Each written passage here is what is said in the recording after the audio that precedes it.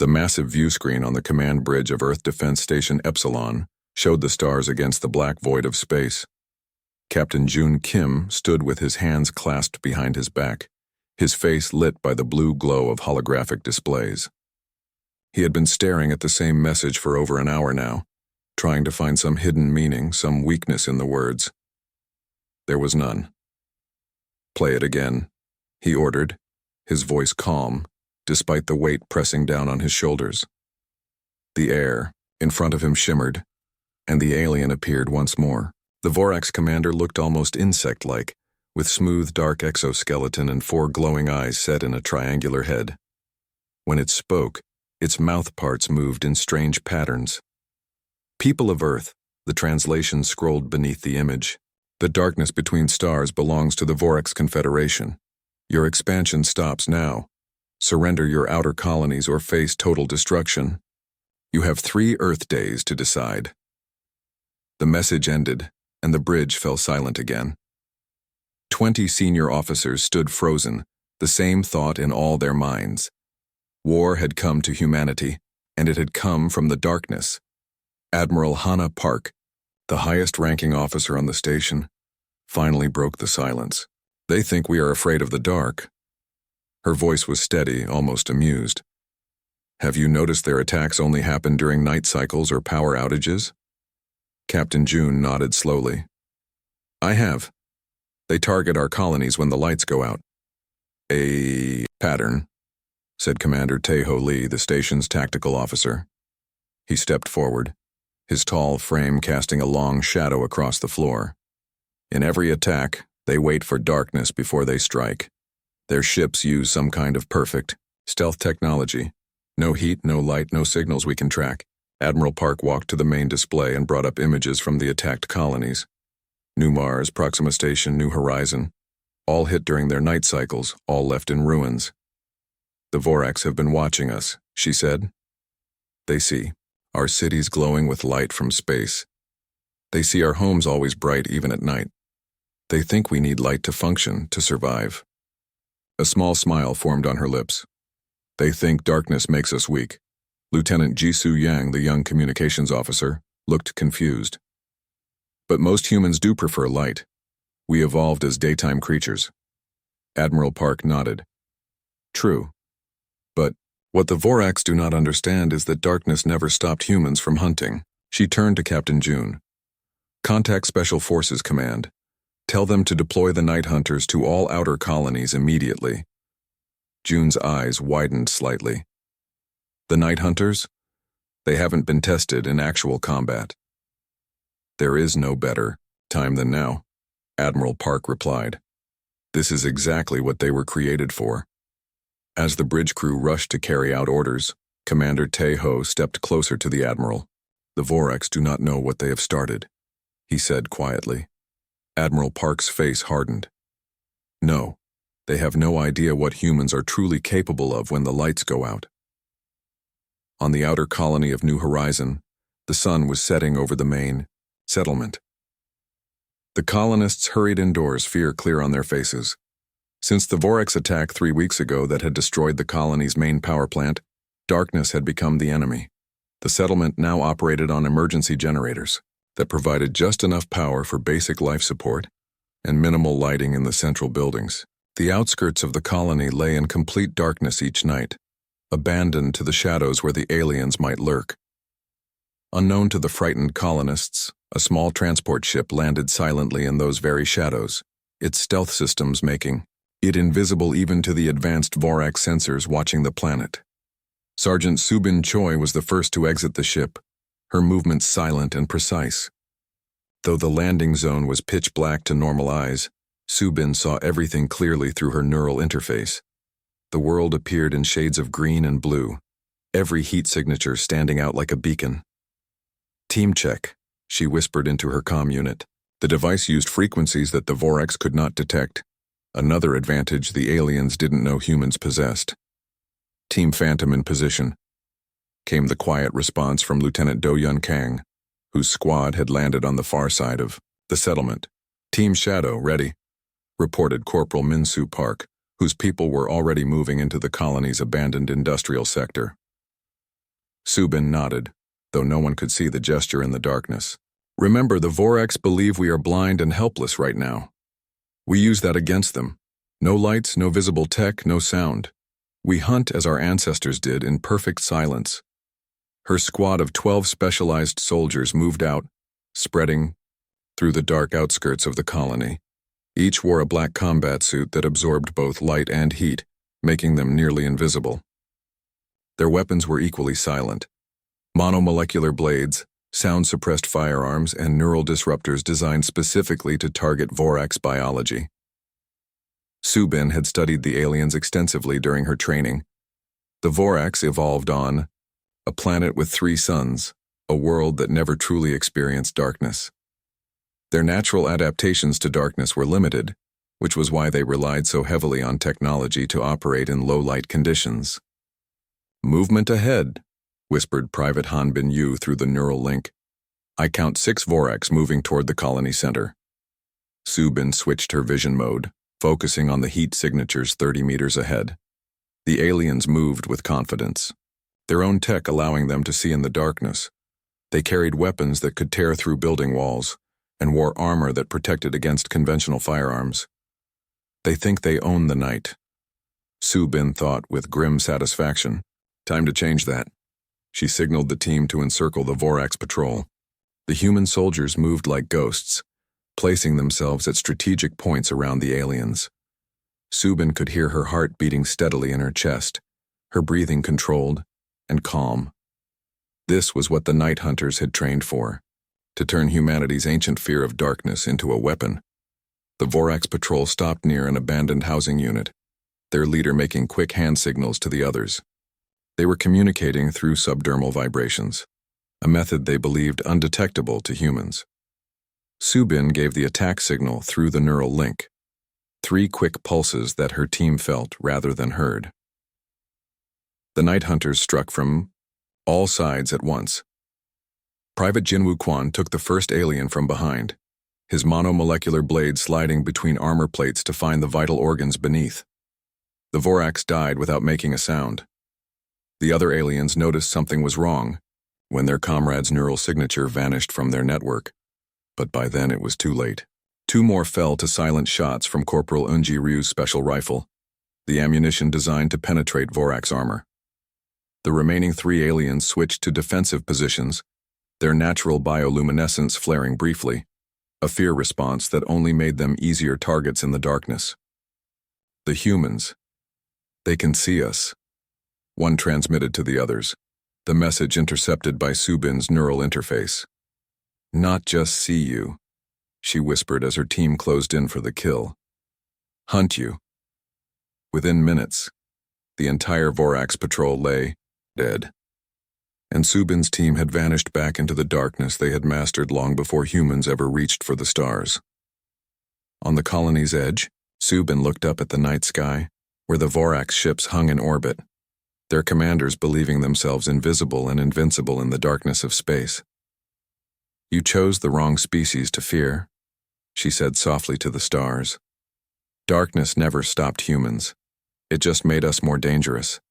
The Voraks command ship hung in space above the blue and green planet called New Horizon. The massive vessel, shaped like a flattened diamond with sharp edges, was invisible to human detection systems. Its hull absorbed all light and radiation, leaving no trace of its presence except a void in the starfield. Fleet Commander Vorak stood on the command deck, his 4 eyes fixed on the holographic display showing the human colony below.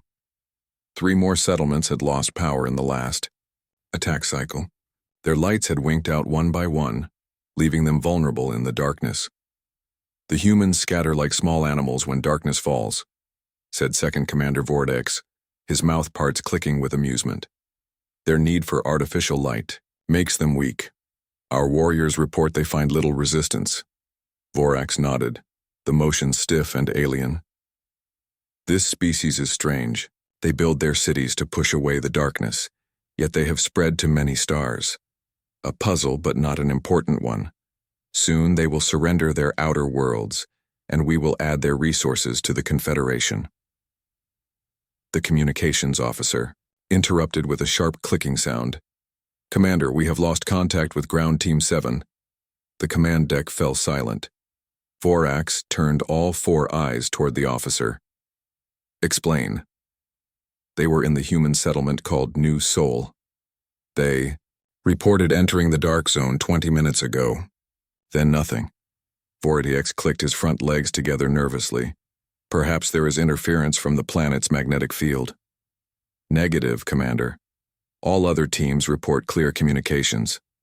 Only Team 7 is silent. Before Vorax could issue new orders, another alert sounded. Commander, Team 3 has also stopped responding. Vorax felt the first stirring of unease in his thorax.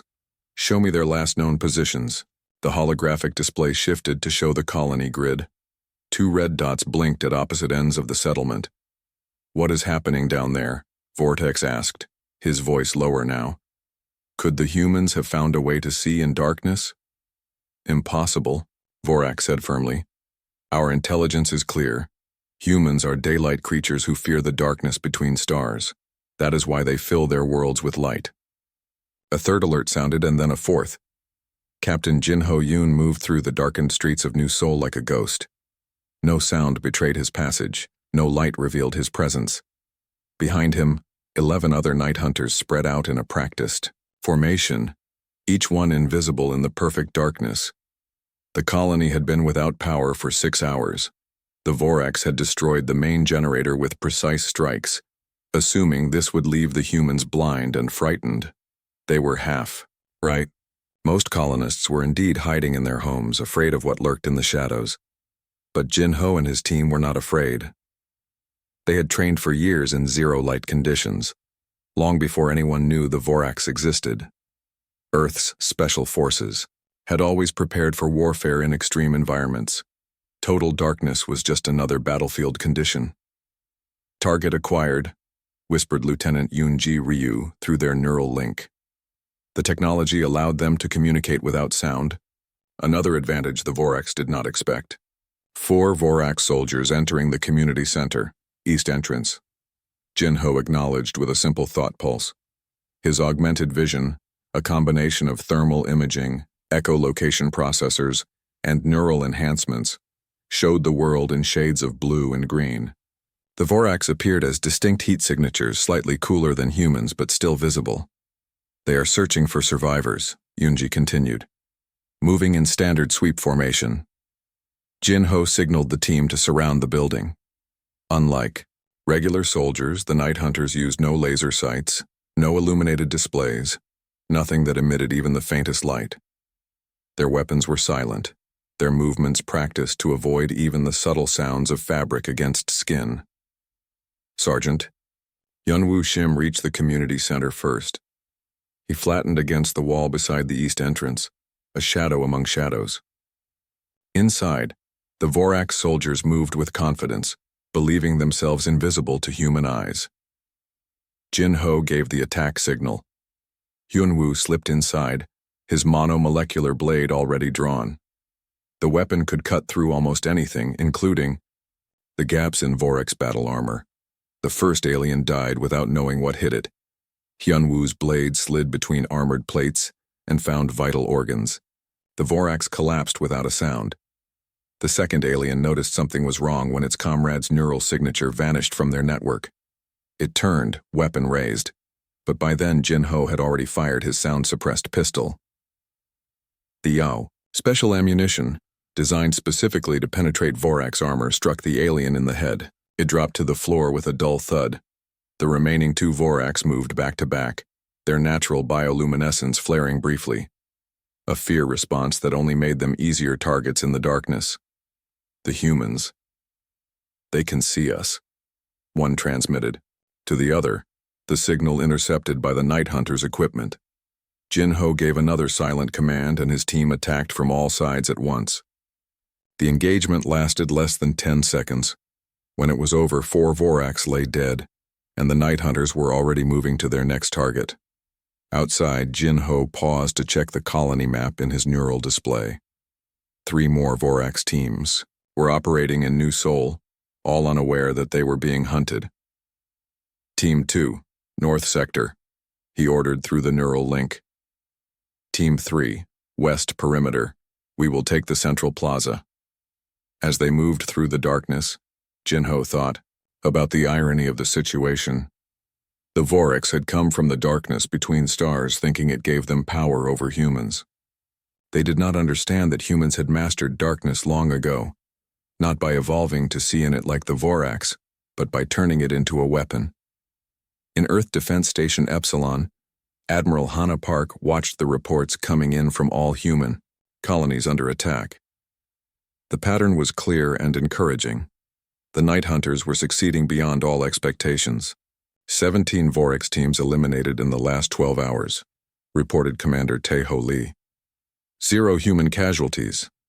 Hana nodded, her face calm, but her eyes bright with satisfaction. And the Vorix response? Confusion, Admiral.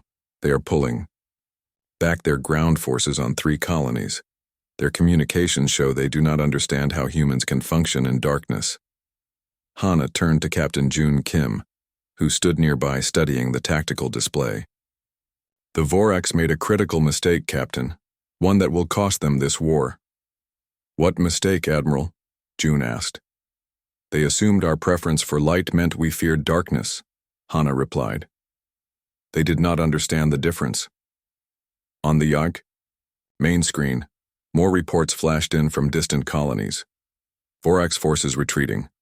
Vorax ships changing positions.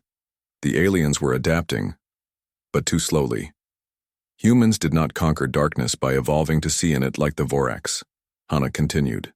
We conquered it by creating tools and tactics, by turning what we feared into something we could use. Tae-Ho nodded in understanding. The darkness is as much our weapon as theirs. More so, Hana said firmly. The Vorax evolved on a planet with 3 suns. Their natural world had no true night. They adapted to darkness much later and only through technology. She turned back to the tactical display where dots of blue light showed Night Hunter teams moving across darkened colonies. We, on the other hand, evolved on a world with true darkness. Our ancestors learned to hunt in it thousands of years ago. And what we once mastered, we never truly forget, Jun finished quietly. Hana smiled. Exactly. Now it is time to move to Phase 2. The Vorax believe they control the darkness of space. Let us show them how wrong they are. She turned to the communications officer. Contact all Night Hunter teams. Tell them to prepare for orbital operations. The officer nodded and began sending the coded message. Around the command center, officers and technicians worked with renewed purpose.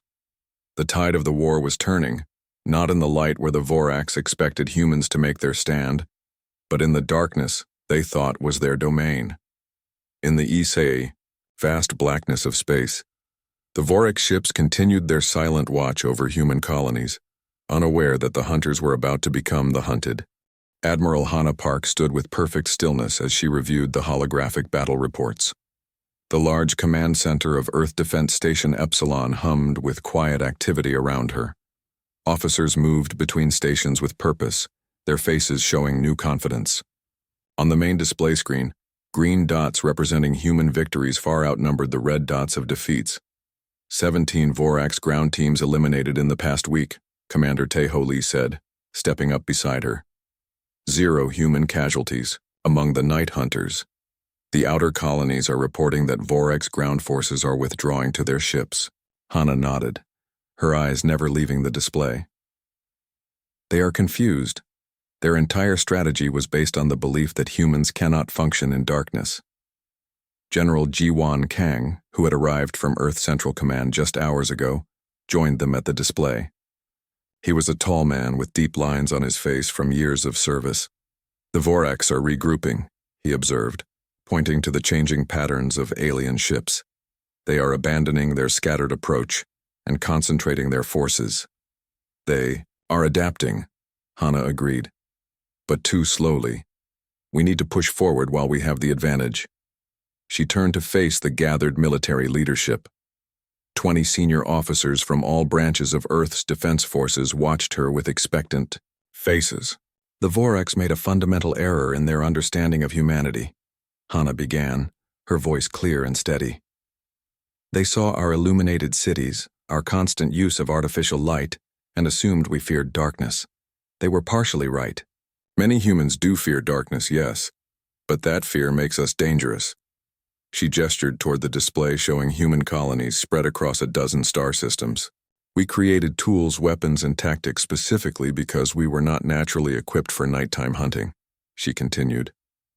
We did not evolve perfect night vision like some Earth creatures, so we built devices to see in darkness. We did not develop natural stealth, so we created techniques to move silently. Everything the Vorax think makes us weak actually forced us to become stronger. Colonel Yuri Kim, head of the Night Hunter program, stepped forward. The initial phase of our counterattack has proven this point. Our special forces can operate in zero-light conditions more effectively than the Vorax. We have turned their perceived advantage into a fatal weakness. General Ji-Wan nodded in agreement. The question now is, how do we expand this success? The Night Hunters are limited in number, and the Vorax still control orbital space around most of our colonies. Hana's face showed the hint of a smile. We take the fight into their domain, the darkness between stars. She tapped a command into the display, and the image changed to show a new design of human spacecraft. This is Project Shadowblade, she explained. Stealth attack vessels using the same technology as our Night Hunters but adapted for space combat. The first 100 ships are ready for deployment. The military leaders studied the new ships with interest. Unlike standard human military vessels with their bright running lights and visible engine exhausts, these were completely dark, their hulls absorbing all light and radiation. We also have a surprise for the Vorax, Captain June Kim added. Something they will never expect. On the main display, satellite imagery showed Vorax ships repositioning around Earth's colonies. They were grouping their forces, abandoning the scattered approach that had made them vulnerable to the Night Hunters. They are adapting, Hana observed again. Time to escalate. Sungmin Cho wiped sweat from his forehead as he worked in the cramped maintenance shaft of the disabled Vorax scout ship. The vessel had been captured 3 days ago when Night Hunters boarded it during a daring operation in orbit around New Horizon. Now it sat in a hidden underground hangar, being studied by Earth's best scientists. Sungmin had never planned to be a soldier. Before the invasion, he had been studying quantum communications at Seoul National University. His research had focused on theoretical ways to intercept and decode alien transmissions, now that theoretical work had become desperately practical. How much longer? Asked Ji-Eun Ko, who was keeping watch at the entrance to the shaft. Unlike Sung-min, she was a trained night hunter, her eyes constantly scanning for danger even in the secure facility. Almost done, Sung-min whispered, connecting the final circuit in the device he had built. If this works, we will be able to intercept and decode their entire communication network. The device was small, about the size of his hand, but incredibly complex. It contained technology that had not existed 2 weeks ago, created through a combination of human innovation and reverse-engineered Vorax systems. There, he said, closing the access panel and backing out of the shaft. It is ready. Ji-Eun helped him to his feet. Will they detect it? Sung-min shook his head. No. It uses their own communication frequencies, but with a quantum overlay that makes it invisible to their security systems. It is like hiding a whisper inside their shouts. The 2 scientists left the hangar, passing through multiple security checkpoints. 12 hours later, when the device activated, human intelligence officers began receiving every transmission between Vorax ships, decoded in real time. In the tactical center of Earth Defense Station Epsilon, Admiral Hana Park listened to the translated Vorax communications with growing satisfaction. They are in disarray, Colonel Yuri reported. Their commanders cannot agree on a new strategy. Some want to continue the ground assault with larger forces. Others want to bombard our colonies from orbit. Hana nodded.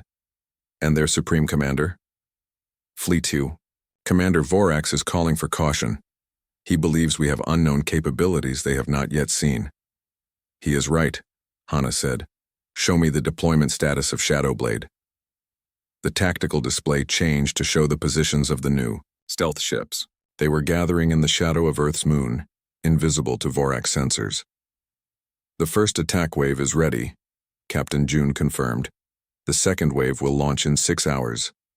Hana studied the display for a long moment. The Vorx came from the darkness between stars, thinking it gave them power over us. Now we will show them what humans can do in that same darkness. She turned to General Jiwan. Begin Operation Nightfall. Fleet Commander Vorax stood on the command deck of the Eternal Shadow, his posture rigid with tension. The holographic display showed his fleet spread across human space, but the pattern of their deployment had changed.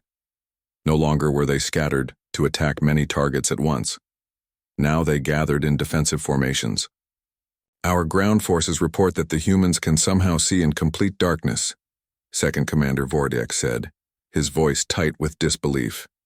They attack without warning, without light, without detectable technology. 17 teams lost in 7 days. Vorax clicked his front legs together, a sign of deep thought among his species. We misunderstood these humans. They are not the simple daylight creatures our intelligence suggested. Science Officer Vorez approached, bowing slightly. Commander, I have been analyzing the data from our encounters with these human night fighters. They do not have natural night vision as we first assumed. They use technology, but of a kind we have never encountered. It appears to be a neural interface combined with multiple sensory enhancements. How is this possible? Vortex demanded. Our intelligence indicated humans require artificial light to function effectively. Most do, Forrest explained. But these special warriors have been enhanced. They have turned their natural weakness into strength through adaptation and technology. It is impressive. Vorax turned all 4 eyes toward the officer. Can we counter it? We are working on new detection methods, Vorez began, but was interrupted by an urgent alert from the sensor station. Commander, unknown objects approaching from the dark side of the human moon. Vorax swung around. Show me. The display changed but showed only empty space. There is nothing there, Vortex said. Sensors detect movement but no visual confirmation, the officer reported, confusion in his voice. No heat signatures, no electromagnetic emissions, but something is there. Vorax felt a cold sensation in his thorax. The humans have adapted our stealth technology. Even as he spoke, the first human Shadow Blade ships revealed themselves. They appeared suddenly, in the midst of the Vorax fleet, their weapons already firing with deadly precision. Unlike the bright energy weapons the Vorax expected, these were silent killers that cut through Vorax shields as if they were not there. All ships, defensive formation, Vorax ordered. Return fire. But the Vorax vessels, designed to attack, rather than defend, struggled to target the human ships that disappeared back into stealth mode after each attack. It was like fighting shadows. As his fleet scrambled to respond, Vorax realized the terrible truth. The darkness between stars, which the Vorax Confederation had claimed as their domain, now belonged to the humans too. And they were proving to be far better hunters than anyone had imagined. Fleet Commander Vorax stood alone in his private chamber aboard the Vorax flagship Eternal Shadow. The large viewing window showed the blackness of space, dotted with distant stars. Once, that darkness had felt like home to him.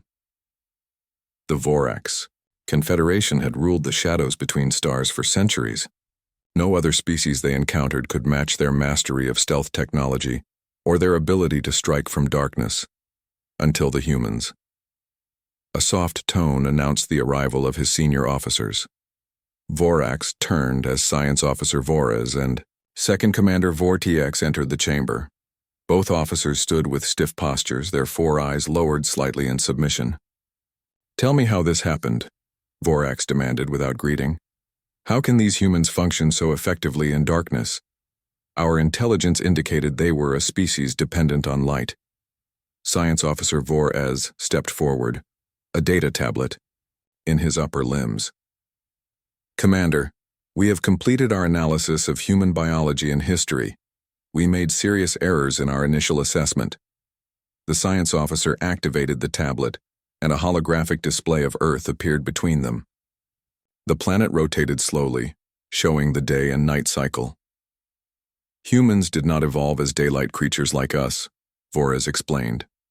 They evolved as crepuscular hunters, active at dawn and dusk, who later adapted to daylight. Their visual systems still retain remarkable low-light capabilities. More importantly, they have spent thousands of years developing technology to enhance these natural abilities. Are you suggesting these primitives are more adapted to darkness than the Voraks?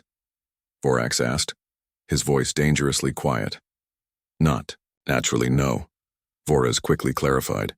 But they have been preparing for warfare in darkness for centuries. Their military history is filled with night operations, stealth technologies, and sensory enhancement.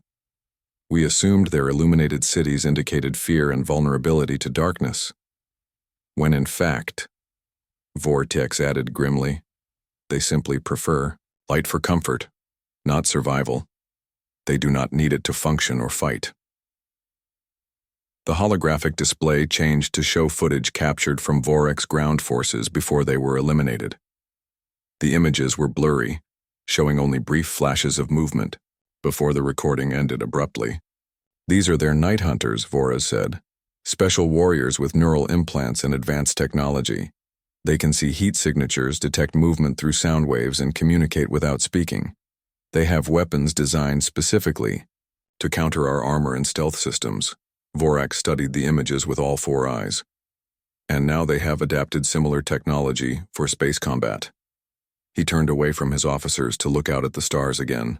The Vorax Confederation, which has conquered 12 star systems by exploiting the darkness, has encountered a species that has mastered the very environment we thought was our exclusive domain. What are your orders, Commander? Vortex asked. Vorax was silent for a long moment. We must adapt. Call the War Council. The time for simple raids is over. We will bring our main fleet to human space and end this resistance with overwhelming force. As his officers left to carry out his orders, Vorax remained at the window. For the first time in his long career, he felt something unusual. Doubt.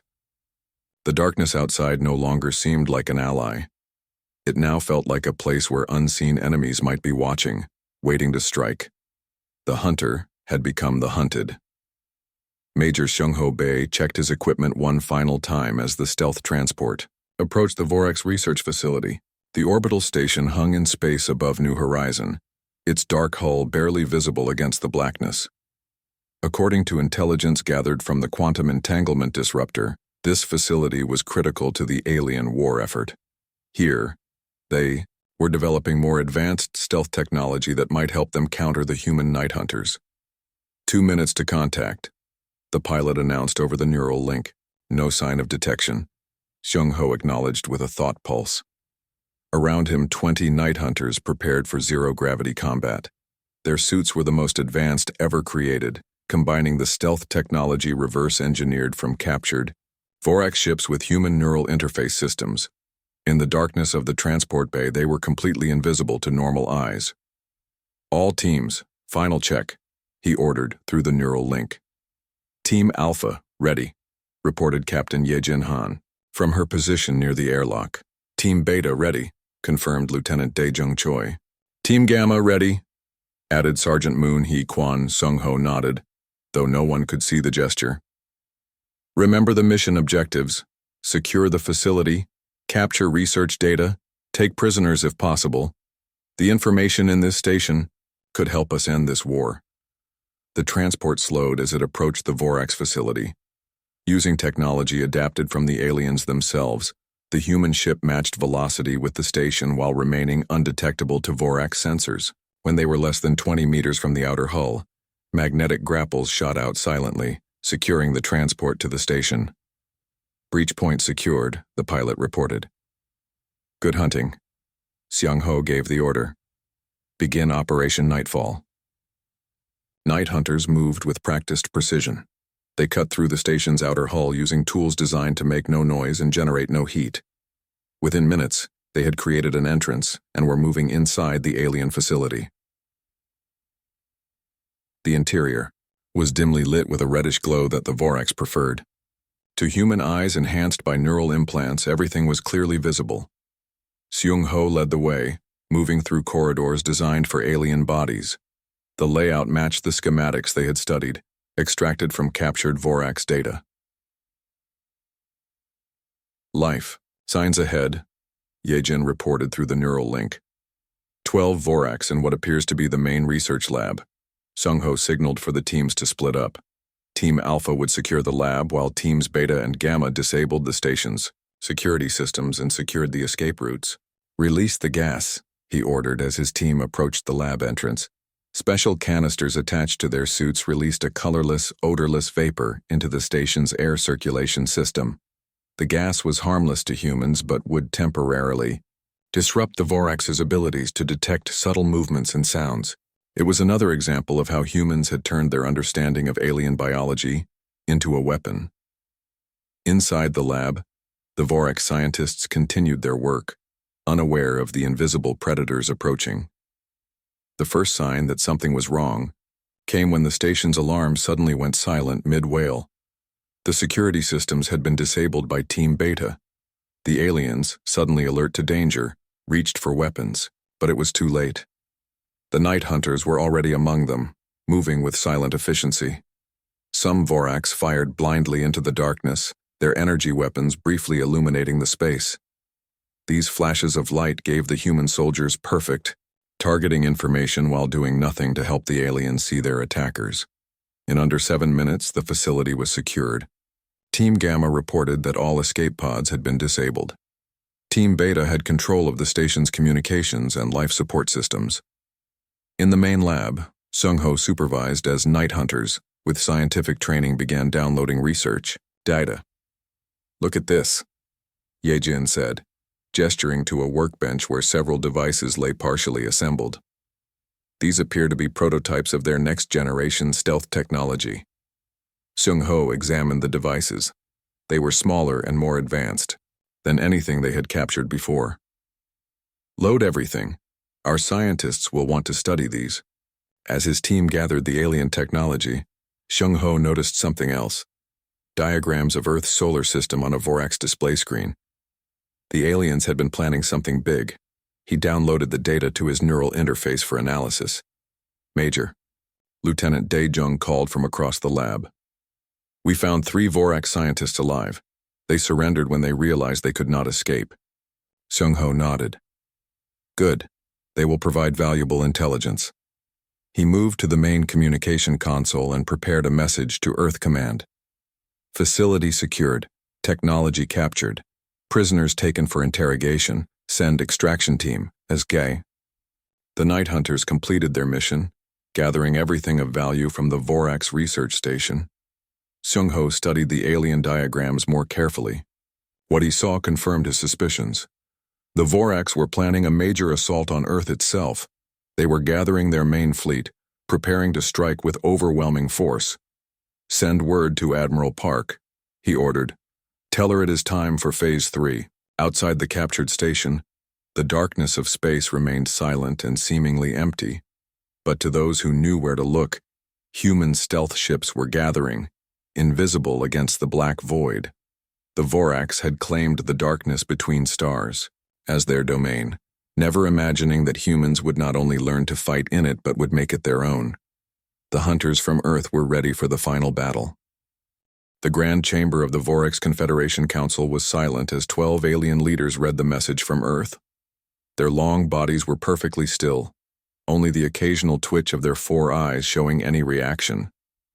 The message was displayed on a large holographic screen in the center of the circular room. This is absurd, Council Leader Vorel finally said, his voice breaking the silence. These humans cannot possibly threaten our combined fleet.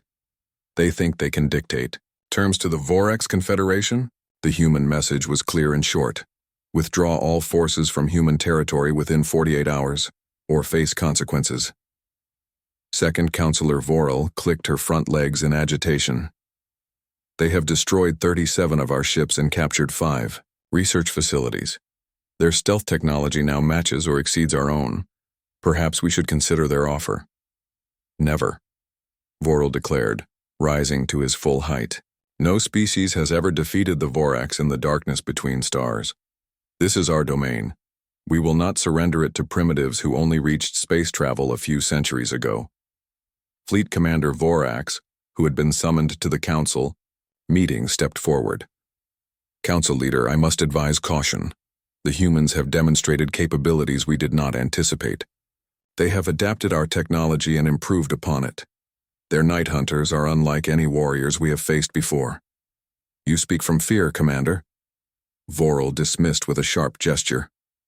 "One primitive species cannot stand against the Confederation that has mastered interstellar warfare. Prepare the main fleet for total planetary assault.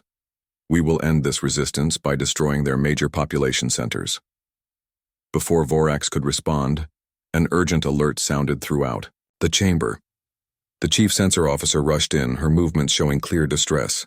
"Council leader, our detection systems report an anomaly in the Earth system. The human's largest moon has disappeared from our sensors." "Impossible," Vortex muttered, moving to a control panel to check the readings himself. "A celestial body cannot simply vanish." But the readings were clear. Where the large moon of Earth should have been, there was nothing. No heat signature, no reflected light, no gravitational disturbance that their instruments could detect. "They have cloaked their entire moon," Vorax said, his voice filled with disbelief. "They have covered it with stealth material." Even as he spoke, the Vorax sensors detected another anomaly. 5,000 objects suddenly appearing from the direction of Earth's now invisible moon. The objects were moving fast, on direct course for the gathered Vorax fleet. "All ships, battle stations," Vorax ordered. "Prepare for attack." But it was already too late. The human fleet, hidden until this moment behind the perfect cloak of darkness, struck with devastating precision. Admiral Hannah Park stood on the bridge of the Eads Nightfall, the largest stealth battleship ever built by human hands. Through the viewscreen, she watched as her fleet engaged the Vorax forces. The battle was unlike any in human history. Both sides fought in near-total darkness, visible to each other only through advanced detection systems. "The Vorax flagship is hailing us," announced Communications Officer Jisoo Kwan. Hannah straightened her uniform. On screen, the image of Fleet Commander Vorax appeared. His alien features were difficult for humans to read, but his posture showed clear tension. "Admiral Park, it seems we have misunderstood your species." "A common mistake," Hannah replied, calmly. "You assumed we illuminated our world because we fear the dark. The truth is much simpler. We mastered darkness long ago, Commander. We simply prefer the light." Around the nightfall, the battle continued. Human stealth fighters moved, like ghosts through the Vorax fleet, appearing only briefly to strike before vanishing again. The alien ships, caught completely by surprise, struggled to target the human vessels that appeared as nothing more than momentary blips on their sensors. The humans had another advantage. The Vorax had never expected them to use their own moon as a weapon. Months ago, when the aliens first appeared, Earth's scientists had begun covering the lunar surface with the same stealth material the Vorax used for their ships, adapted and improved by Earth's engineers. Behind this perfect cloak of darkness, humanity had built 5,000 stealth fighters, each carrying weapons specifically designed to target Vorax technology. Now those fighters swarmed around the alien fleet like invisible predators, striking and vanishing before the Vorax could respond. "The Confederation requests a cessation of hostilities," Vorax stated formally. "We are prepared to withdraw from human territory and establish diplomatic relations." Hannah allowed herself a small smile. "The terms are acceptable, provided you understand one critical point. The darkness between stars belongs to no one. But if you force us to fight there, we will." After the transmission ended, Captain June Kim approached the Admiral. "Do you think they will honor the agreement?" Hannah looked at the tactical display where the Vorax fleet was already beginning to retreat. "They will. They have learned an important lesson today, one that other species would be wise to remember." "What lesson is that?" June asked. "That humans don't fear the dark," Hannah said, watching the stars beyond the viewscreen. "We conquered it long before. We reached for the stars. And anything we've conquered we can turn into a weapon when threatened. 2 months later, Admiral Hannah Park stood in the Grand Hall of Earth's United Government as the peace treaty with the Vorax Confederation was signed. The alien delegation, led by a new representative named Vorda, seemed subdued compared to their earlier aggression. "This marks a new chapter in both our histories," the human president said after the signing. "The first contact between our species began with misunderstanding and conflict. Let us ensure it continues with cooperation and mutual respect." Vorda stepped forward. "The Vorax Confederation acknowledges its error in judgment regarding humanity. We believed your preference for light indicated weakness and darkness. We now understand this was a fundamental misinterpretation of your nature." The alien turned all four eyes toward Hannah. "Your Admiral Park demonstrated that darkness can be mastered in many ways. The Vorax adapted to darkness through natural evolution. Humans mastered it through innovation and courage." After the ceremony, Hannah walked with General Jiwan Kang through the Earth Defense Headquarters.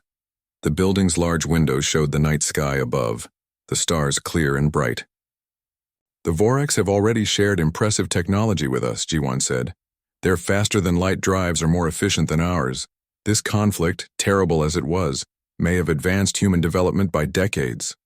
Hannah nodded. "That is often the way of things. Challenge forces growth." "Do you believe they will keep the peace?" Jiwan asked. "I do," Hannah replied. "The Vorax respect strength. We showed them that humans are not to be underestimated regardless of the battlefield." She stopped at a window looking up at the stars.